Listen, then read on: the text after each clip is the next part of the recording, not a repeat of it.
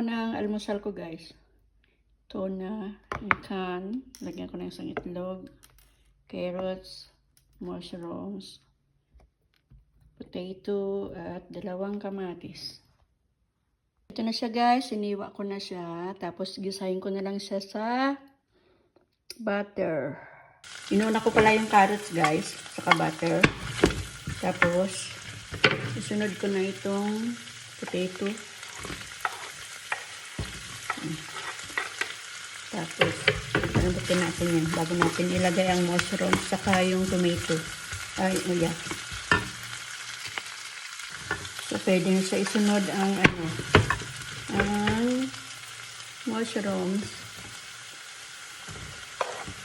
at tomato.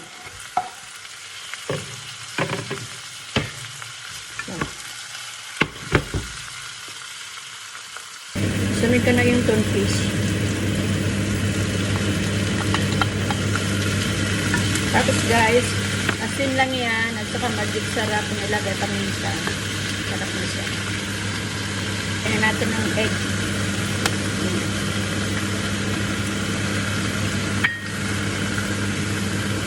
Tingnan ko na rin ng konting mayonnaise, guys. Para may lasa. Ayan na siya, guys. Luto na.